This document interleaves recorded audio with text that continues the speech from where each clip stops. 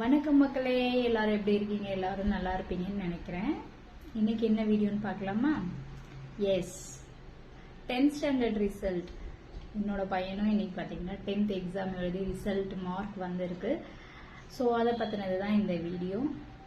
வீடியோக்குள்ளே போகிறதுக்கு முன்னாடி நம்மளோட சேனலை யாராவது புதுசாக பார்க்குறீங்கன்னா சப்ஸ்கிரைப் பண்ணிக்கோங்க.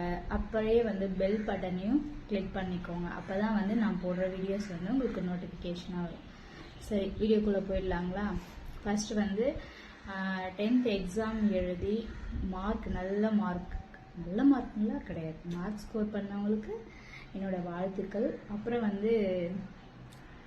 மார்க் கம்மியாக எடுத்தவங்க ஃபீல் பண்ண வேண்டாம், ஃபெயில் ஆகிட்டவங்களும் ஃபீல் பண்ண வேண்டாம். ஸோ அவங்களுக்கான அட்டெம்ப்ட் எக்ஸாமும் இருக்குது, எழுதலாம், பாஸ் பண்ணலாம். சரிங்களா? நிறைய பேர் பார்த்தீங்கன்னா எக்ஸாம் நல்லபடியாக எழுதியிருப்பாங்க, ஆனால் மார்க் கம்மியாக வந்திருக்கும். டோன்ட் வரி, எந்த ஃபீல் ஆகாதீங்க. நம்மளுடைய கெப்பாசிட்டி என்னவோ, நம்ம எந்த அளவுக்கு படித்து எஃபெக்ட் போட்டு படிச்சிருக்கோமோ, நம்ம என்ன கொடுத்தோமோ அதுதான் இன்னைக்கு ரிசல்ட்டாக எல்லாருக்குமே வந்திருக்கு.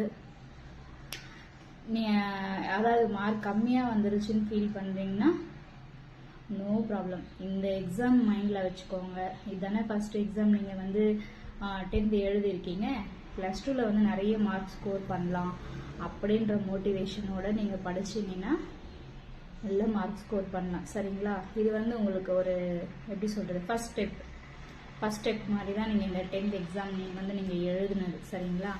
நீங்கள் +2ல் பார்த்தீங்கன்னா நிறைய மார்க் ஸ்கோர் பண்ணுவீங்க. நீங்கள் என்னென்ன எப்படி படிச்சிங்க, நம்ம எவ்வளோ மார்க் எடுத்தீங்கன்ற ஒரு ஐடியாஸ்லாம் உங்களுக்கு ஓரளவுக்கு வந்திருக்கும். சரி, இப்போ வராத மார்க்கை +2ல் எடுக்கலாம்னு சொல்லி மோட்டிவேட் பண்ணி படிங்க. எல்லாருமே நல்ல மார்க் எடுக்கலாம்.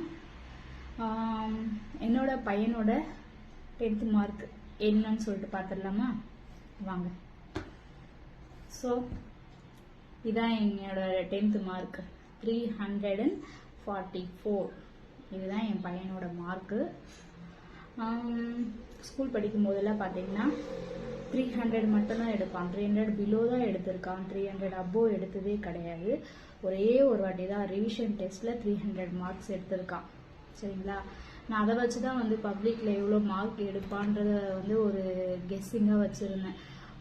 நம்ம ஸ்கூல் படிக்கும்போது ஒரு 300 ஒரு 350 அப்படி எடுத்தோம் அப்படின்னா பப்ளிக்கில் அதை விட கம்மி பண்ணி தான் நம்ம யோசிச்சுக்கணும். ஏன்னா நிறைய மிஸ்டேக்ஸ் பண்ணுவோம், அதுக்கான மார்க்ஸ்லாம் கட் பண்ணுவாங்க.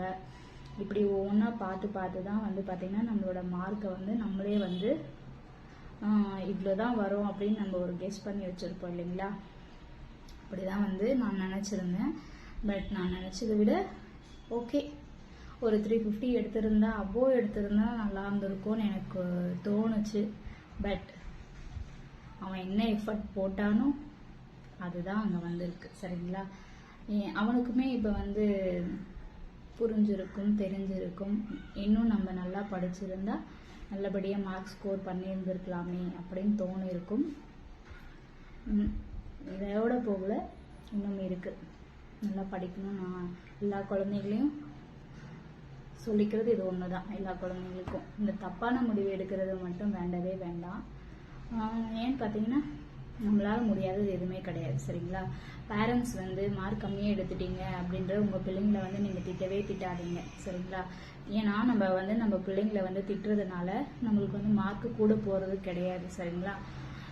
நெக்ஸ்ட் ஸ்டெப் அதை அவங்களுக்கு ஒரு மோட்டிவேஷ்னலாக சொல்லுங்கள், எடுத்து சொல்லுங்கள். நீ படிக்காததுனால உன் மார்க்கு குறைஞ்சி போச்சுப்பா, நீ படிச்சிருந்தா இன்னும் அதிகமாக மார்க் ஸ்கோர் பண்ணியிருக்கலாம் அப்படின்ற அறிவுறுத்தல் மட்டும்தான் நம்ம சொல்லணுமே தவிர திட்டக்கூடாது. சரிங்களா? நான் திட்ட மாட்டேன் என் பையனை.